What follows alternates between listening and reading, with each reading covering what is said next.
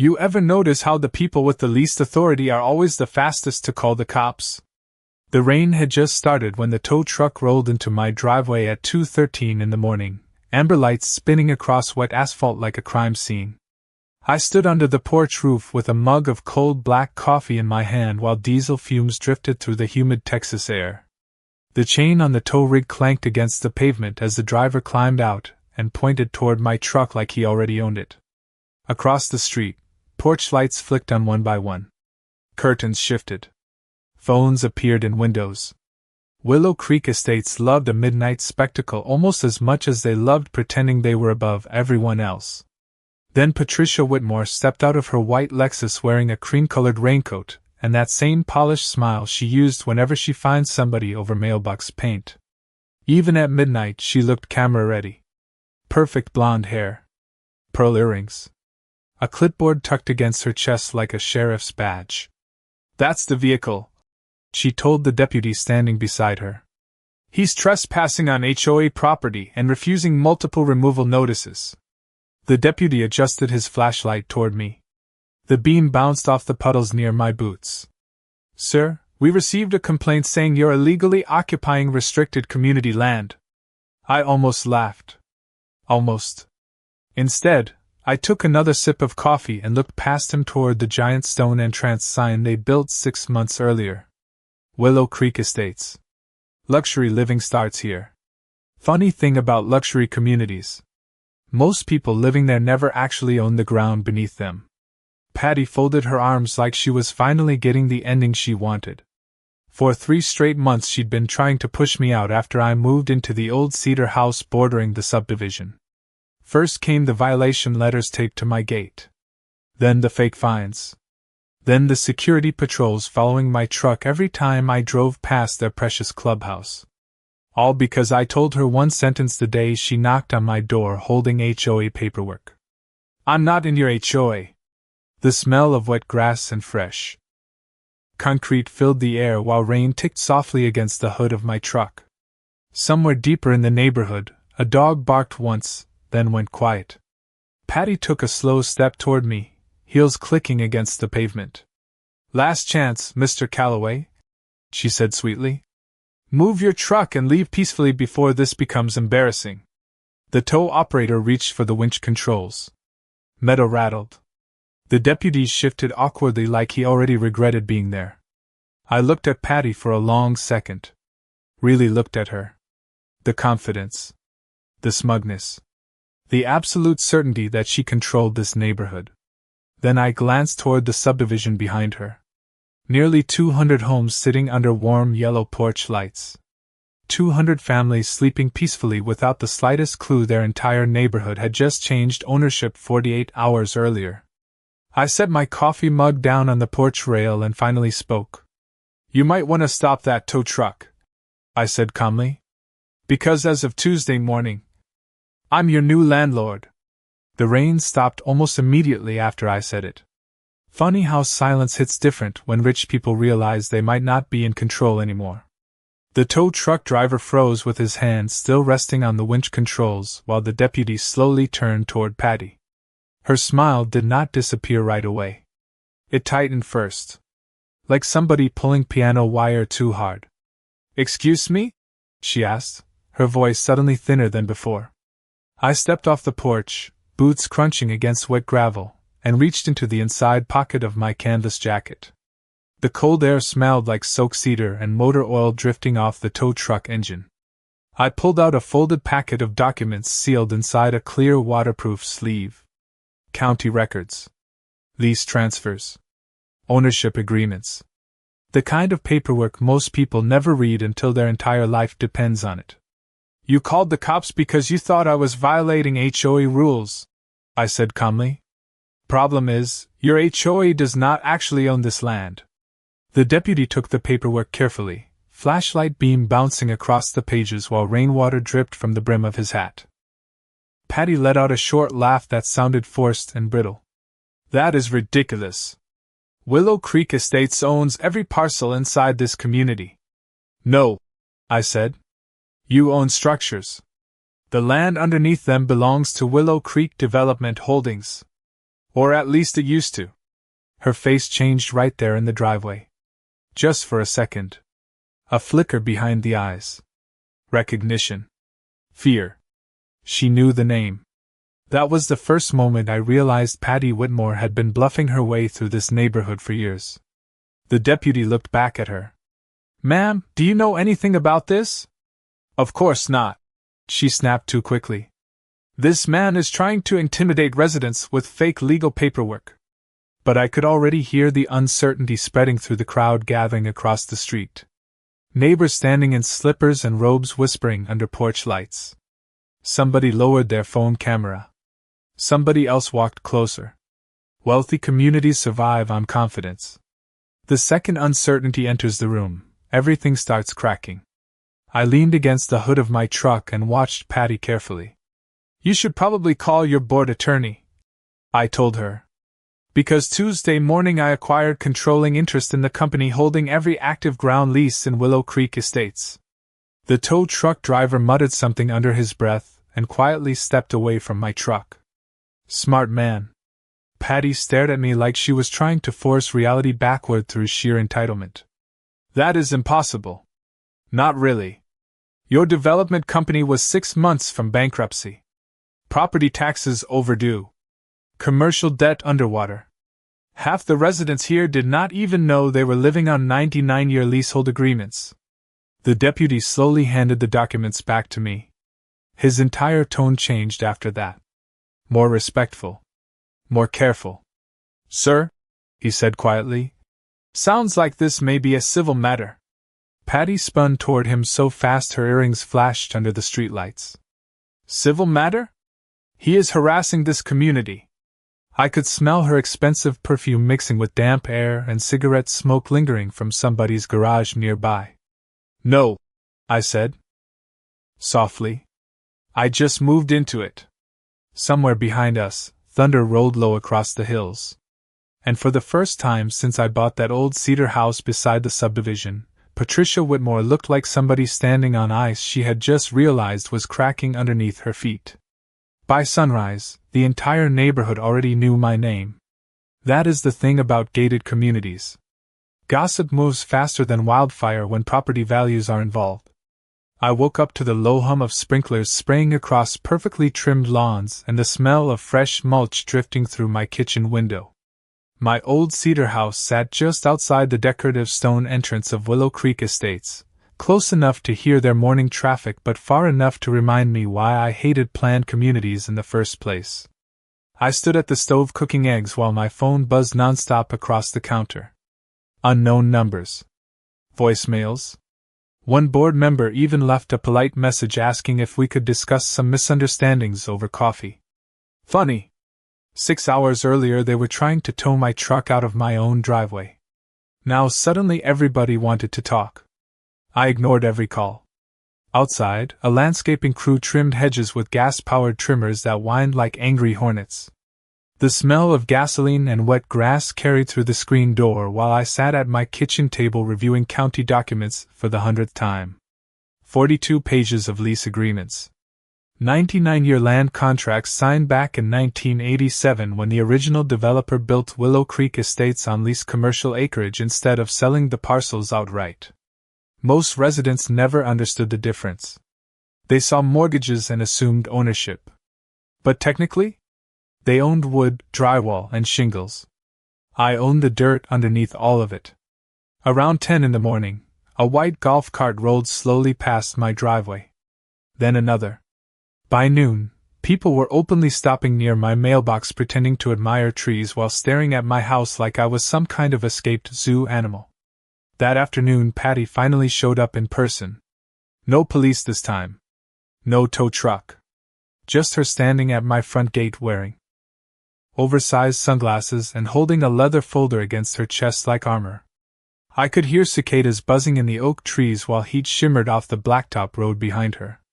Texas summers have a way of making everything feel tense and slow at the same time. "We need to clear up whatever game you think you are playing," she said before I even opened the screen door. Her fake sweetness was gone now. What remained underneath sounded sharp and tired. I stayed inside for a second longer, letting the silence work on her nerves. Then I opened the door slowly. "Morning, Patty." "Patricia," she corrected immediately. "Right," I said. "The version people use when they are nervous." Her jaw tightened. I could almost hear her teeth grind from 6 feet away. She held up the folder. "Our attorneys reviewed your claims. Willow Creek Estates operates under legally protected HOA authority." "I never questioned the HOA authority," I replied calmly. "I questioned who owns the land supporting it." That landed harder than she wanted to admit. Her fingers squeezed the folder edges until the leather bent inward. "You cannot just buy an entire development company without notifying residents." "Actually, I can. Commercial lease transfers do not require tenant approval." The afternoon wind pushed dry leaves across my driveway while somewhere deeper in the neighborhood a lawn mower kicked alive. Patty glanced back toward the subdivision entrance like she was making sure nobody could hear this conversation. Then her voice dropped lower. "What do you want?" There it was. Not outrage. Not denial. Fear.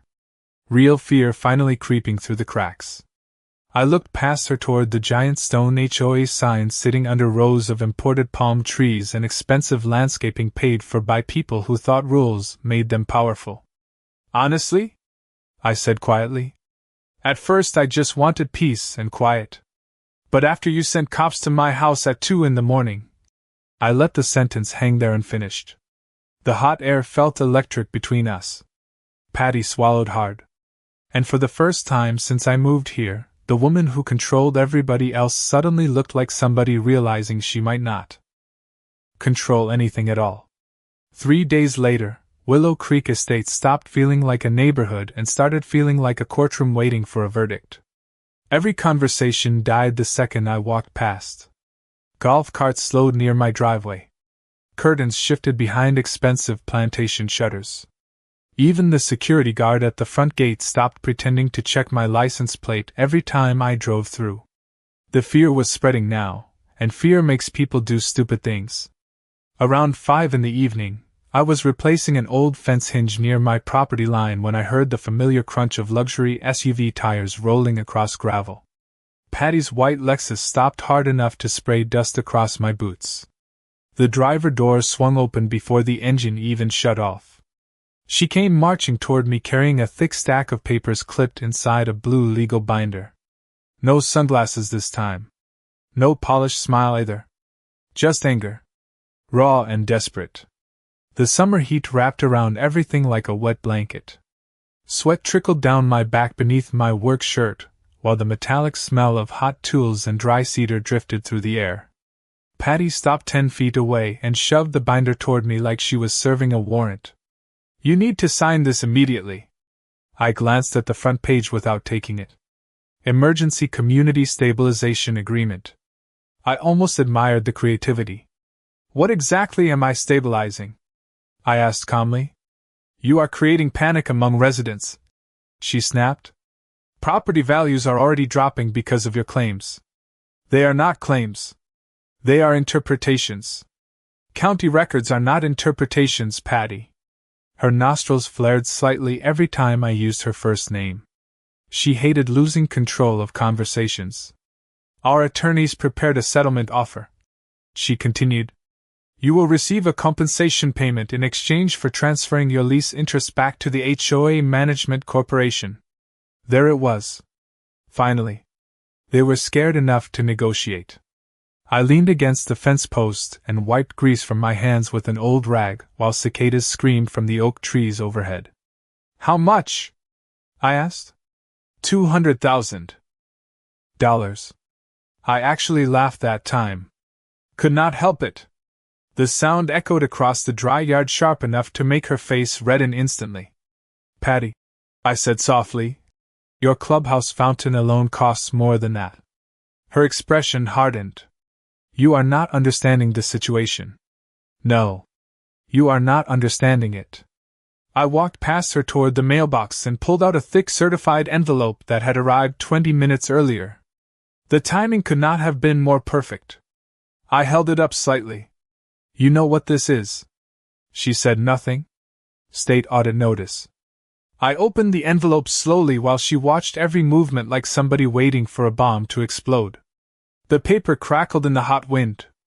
Looks like the Department of Housing Compliance wants to review Willow Creek Estate's financial records going back 7 years. The color drained from her face so fast it honestly startled me. Not fear this time.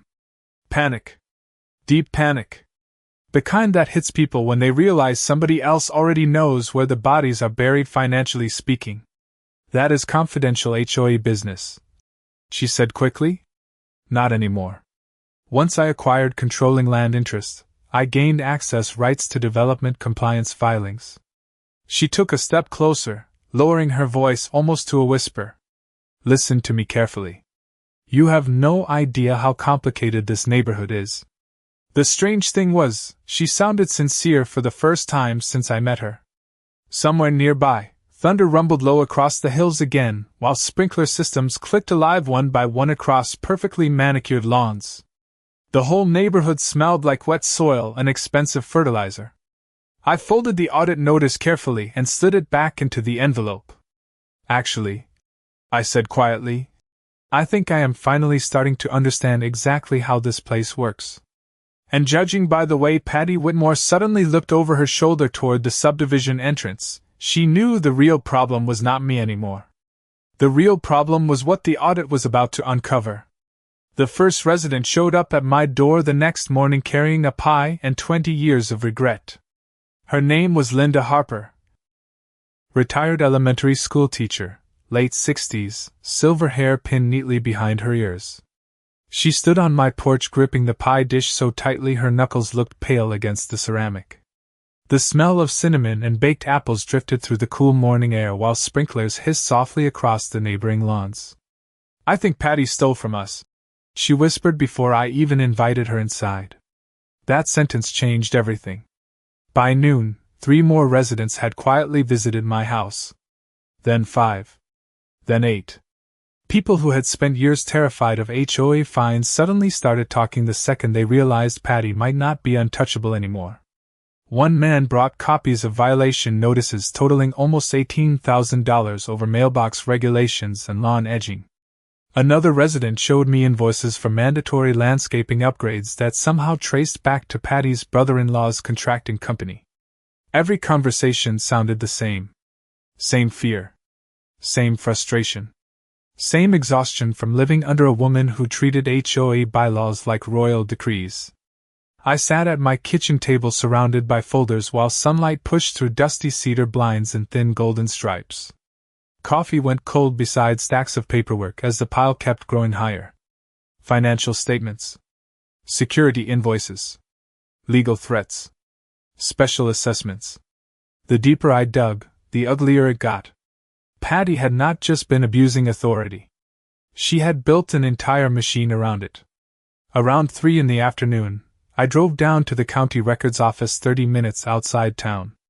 The old building smelled like paper dust, stale air conditioning, and burnt coffee from a lobby machine that probably survived 3 presidential administrations. Denise Parker worked the commercial filings desk. Mid-50s. Reading glasses hanging from a chain around her neck. She looked at my request forms, then looked at me over the top of her glasses. Willow Creek Estates? She asked carefully. You are the new ownership transfer? That obvious? Denise leaned back slowly. Let me put it this way. Your phone is probably ringing a lot today. She disappeared into the archive room and returned, carrying 2 thick storage boxes full of development records. I spent the next 4 hours reviewing contracts, while fluorescent lights buzzed overhead like trapped insects. Lease amendments. Deferred tax agreements. Insurance disputes. Then I found it. A quiet little document buried inside an environmental compliance folder from 8 years earlier. One signature. Patricia Whitmore. Unauthorized Transfer Approval Authority. My stomach tightened immediately. The paper felt heavier than it should have in my hands. According to the filing, Patty had personally approved the reassignment of nearly $400,000 from infrastructure reserve funds into emergency beautification projects. Decorative gates. Imported palm trees. Fountain installations. Cosmetic nonsense designed to inflate property values artificially while drainage systems underneath the neighborhood slowly deteriorated. Suddenly the panic in her eyes made perfect sense. It was never about me exposing the lease structure. It was about the audit exposing where the money went. Outside, evening rain tapped softly against the courthouse windows while thunder rolled somewhere far across the Texas hills. I photographed every page carefully and slipped the copies into my briefcase.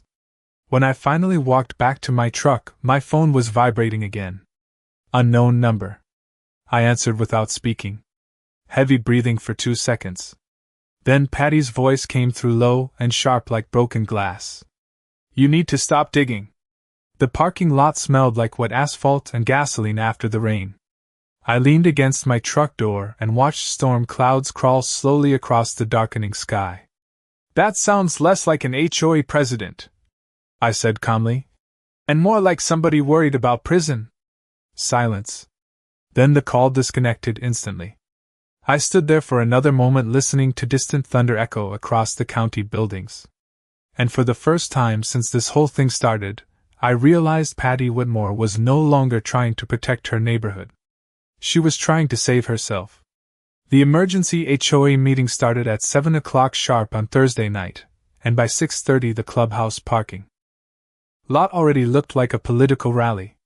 Luxury SUVs lined both sides of the road while residents crowded near the entrance whispering in tight little groups. The air smelled like fresh rain on concrete mixed with somebody's expensive cigar drifting from the back patio. I parked my old black pickup beneath a flickering light pole and watched people stare the second I stepped out. Some looked nervous. Some looked angry. A few looked hopeful. Funny how quickly public opinion changes when money gets involved. Inside the clubhouse, the air conditioning blasted cold enough to sting my skin after the Texas heat outside. The room itself looked exactly like every suburban HOA meeting room in America. Beige walls. Fake marble counters. Cheap coffee burning in silver warmers near the back table. A giant framed photo of Willow Creek Estates hanging above the podium like some kind of shrine to artificial perfection. Patty stood near the front arranging papers with fast, nervous movements that reminded me of somebody stacking chairs on the deck of a sinking ship. The second she saw me walk in, her entire body stiffened. Conversations dropped around the room one by one until the place sounded dead quiet except for the hum of fluorescent lights overhead. "You are not authorized to attend this meeting," Patty said immediately. I pulled out a chair slowly and sat down anyway. "Actually," I replied calmly, "commercial landholders retain legal attendance rights for any board discussion involving lease enforcement or infrastructure obligations." Several residents turned toward Patty at once. She ignored them and forced a smile so tight it barely looked human anymore. "This meeting concerns internal HOA matters." "Then maybe you should not have sent me 6 violation notices and 3 police complaints," a few people near the back muttered under their breath. Somebody else coughed awkwardly into a styrofoam coffee cup. Patty gripped the podium edges hard enough to whiten her fingertips. "We are here tonight to address misinformation spreading through this community," she announced loudly. "Certain individuals have deliberately attempted to destabilize resident confidence for personal financial gain." There it was. The performance voice.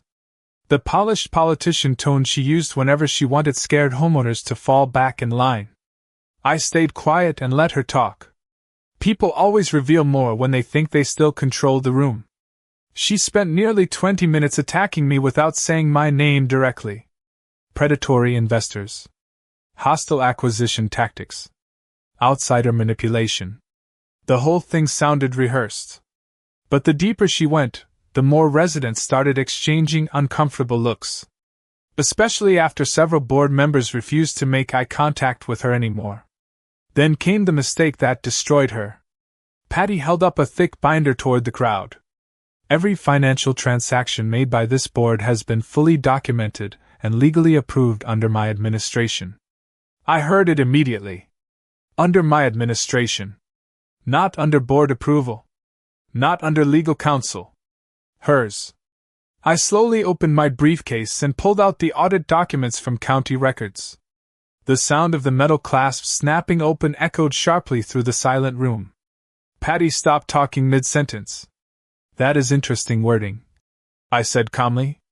"Especially considering your signature appears on unauthorized reserve transfers totaling $387,000. The entire room froze. You could literally hear the air conditioner humming against the far wall. Patty's face lost color instantly. One board member leaned toward another, whispering something urgently while papers shuffled across the front table. I stood slowly and placed copies of the documents onto the nearest row of chairs. Imported landscaping contracts. Gate renovations. Decorative fountain installations.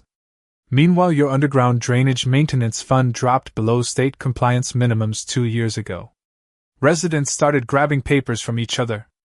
Confused voices rose across the room all at once. Shock. Anger. Panic. Patty slammed both hands against the podium. "Those records are confidential." "Not anymore," I replied quietly. "Because the landowner now has access rights." Her breathing turned shallow after that. I could see it from 20 feet away. The woman who had terrorized this neighborhood for years suddenly looked like somebody realizing the walls around her were finally collapsing. The room exploded after that. Residents started talking over each other so loudly the board members could barely be heard anymore. Papers moved hand to hand across the clubhouse like evidence at a crime scene. Somebody near the back shouted about drainage flooding from the previous spring. Another homeowner demanded to know why HOA dues had increased 3 years in a row while the reserve account somehow kept shrinking. The whole atmosphere changed in less than 60 seconds. Fear turned into anger.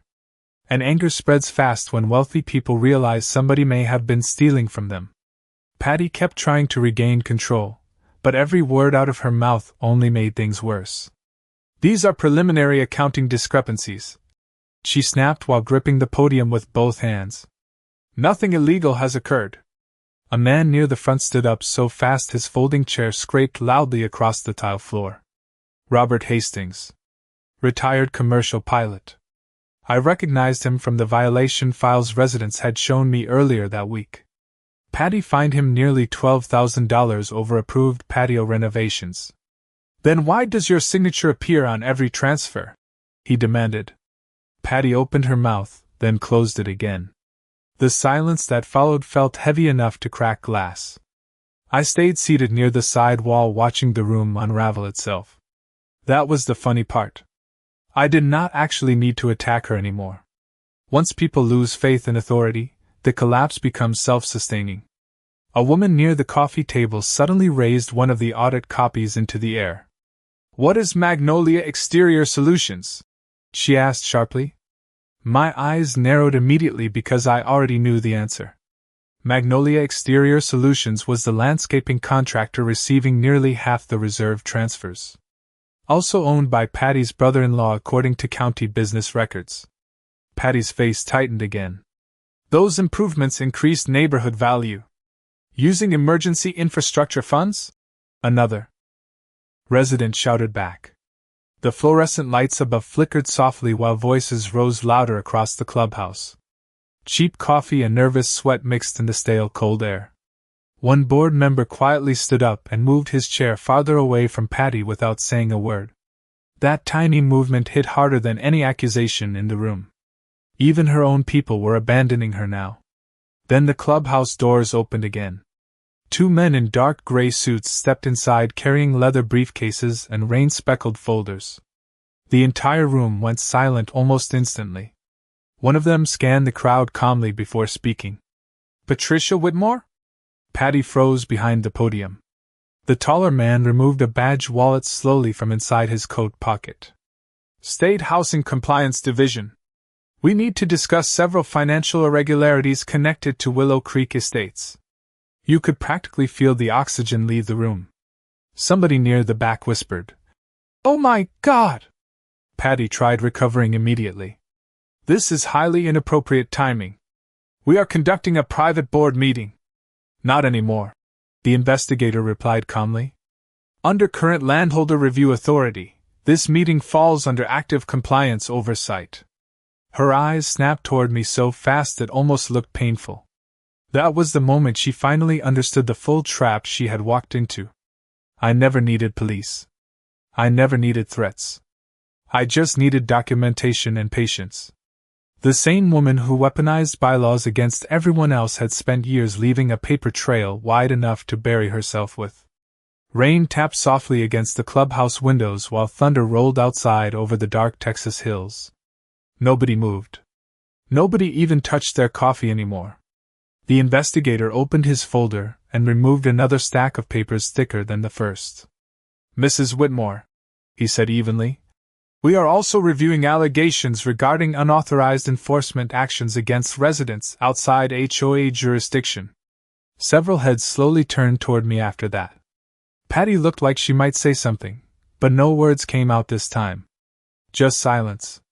Cold, exhausted silence. And standing there beneath the buzzing fluorescent lights with every resident staring at her, Patricia Whitmore no longer looked like the queen of Willow Creek Estates. She looked like a woman realizing her kingdom had just become evidence. By the next morning, Willow Creek Estates looked like a neighborhood after a hurricane, even though the sky was perfectly clear. Not physical damage. Worse. Reputation damage. News vans lined the main entrance road before sunrise. Reporters stood outside the clubhouse holding microphones while residents avoided eye contact walking to their mailboxes. The decorative fountains still sprayed crystal water into the air exactly on schedule, but now they looked ridiculous. Expensive monuments paid for with money people trusted somebody else to protect. I sat on my porch drinking coffee while helicopters thumped faintly in the distance over downtown Austin. The air smelled like cut grass, wet stone, and fresh panic. My phone rang constantly. Attorneys. Reporters. Residents. One local station even left a voicemail asking if I would describe myself as a community reform advocate. I deleted that one immediately. I was not trying to become anybody's hero. I just hated bullies with legal paperwork. Around 9 in the morning, moving trucks appeared outside Patty's house. Quietly at first. One box truck. Then another. Workers in reflective vests carried furniture through the front door while neighbors pretended not to watch from their driveways. But everybody watched. Of course they did. Suburban neighborhoods survive on observation disguised as concern. I drove through the community slowly that afternoon with my windows down. For the first time since moving here, nobody stopped me at the gate. The security guard actually nodded respectfully when I passed. Funny how quickly authority changes shape. The streets felt strangely quiet now without the constant tension hanging over everything. No golf carts patrolling for violations. No orange warning stickers on mailboxes. No passive-aggressive notices taped to doors overnight. Just wind moving through rows of expensive trees and the distant buzz of lawn equipment somewhere near the back lake. Then I saw Patty standing alone outside the clubhouse entrance. She looked smaller somehow. Not physically. Spiritually. The confidence that used to follow her around like expensive perfume was gone. Her blonde hair was pulled back loosely, and she wore oversized sunglasses even though clouds covered most of the sky. 2 state investigators were carrying document boxes out through the clubhouse doors behind her while another man photographed financial records beside the entrance fountain. I parked near the curb and stepped out slowly. The humid air wrapped around us thick and heavy. Patty looked at me for a long moment before speaking. "Are you happy now?" Her voice sounded tired. Not angry anymore. Just exhausted. I leaned against my truck door and watched workers remove another stack of boxes from the clubhouse. "Honestly," I said quietly, "I would have settled for you leaving me alone 3 months ago." That landed harder than anything else I could have said. Because it was true. She laughed softly after that, but there was no humor in it. Just bitterness. "You know what your problem is, Ethan? Probably several things. You think ownership makes you better than everybody else." I almost smiled hearing that from her of all people. The woman fined residents over flower pots and mailbox shades was lecturing me about power. The irony tasted almost sweet. "No," I said calmly. I think accountability matters when people trust you. Behind her, one of the investigators posted an official notice across the clubhouse entrance glass. Temporary administrative closure pending financial review. Residents walking nearby slowed down immediately to read it. Some looked shocked. Others looked relieved. Patty turned toward the sign and stared at it silently while wind pushed loose leaves across the parking lot around our feet. Then came the final twist she never saw coming. My phone buzzed inside my pocket with a new email notification from corporate counsel. Lease renewal authority officially transferred. Effective immediately, all future land occupancy agreements within Willow Creek Estates required direct approval through my office. I read the message once, then locked my phone again. Patty noticed the expression on my face instantly. "What now?" she asked quietly. I looked past her toward the giant stone entrance sign standing beneath rows of imported palm trees already beginning to wilt from neglected irrigation. "No," I said softly. "Every resident here finds out who actually owns the ground beneath their homes." 6 months later, Willow Creek Estates barely resembled the place Patty Whitmore used to rule like a suburban kingdom. The giant stone entrance sign still stood beside the road, but the gold letters had been removed, leaving only pale outlines where the screws used to sit. The decorative fountains were gone too. Turned out residents preferred functioning drainage systems over fake waterfalls once they finally saw the accounting records. Funny how priorities change when people stop being manipulated. I drove slowly through the neighborhood one cool October morning with my truck windows rolled down, listening to dry leaves scrape across the pavement in the autumn wind. The air smelled like cedar smoke and fresh coffee drifting from open garages. For the first time since I moved here, the place actually felt peaceful. No security patrols. No violation stickers. No passive-aggressive letters threatening fines because somebody left a trash can visible for 20 extra minutes. Just normal people living their lives. Families walking dogs. Kids riding bicycles near the lake. Neighbors talking without sounding nervous. The state investigation hit harder than anybody expected. Patty resigned 3 days after the audit expanded into a full financial review. 2 other board members followed her out almost immediately. The rest cooperated fast once attorneys explained the difference between poor management and documented fraud. Last I heard, Patty moved into a gated condo outside Dallas and listed her Willow Creek house for sale at nearly $200,000 below market value. Turns out panic discounts are real. I pulled into the old clubhouse parking lot and stepped out holding a fresh folder of finalized lease renewals under one arm. The building itself looked different now. Simpler. Cleaner somehow. The ridiculous marble lion statues Patty installed near the entrance had been removed, replaced by flower beds residents actually voted on together. Somebody even painted over the old warning signs near the gate. Community Standards Enforcement had become Community Resource Office.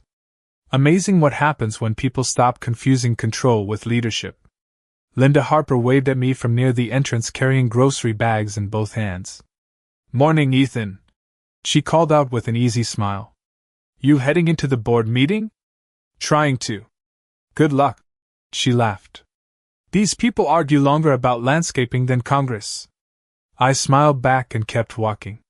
The funny thing was, I never planned to run this place.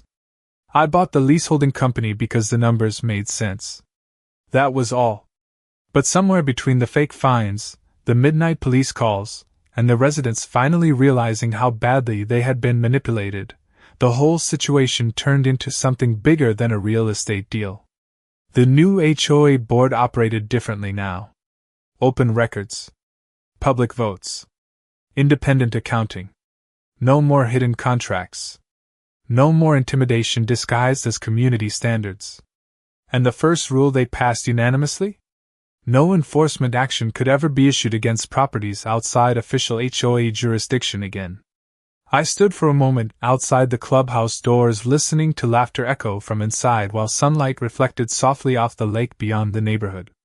Wind moved through the oak trees overhead with that dry rustling sound Texas gets in late fall. Calm. Steady. Honest. My phone buzzed once inside my pocket with a notification from county records confirming the final infrastructure compliance approval. Everything was officially settled now. Legally. Financially. Completely.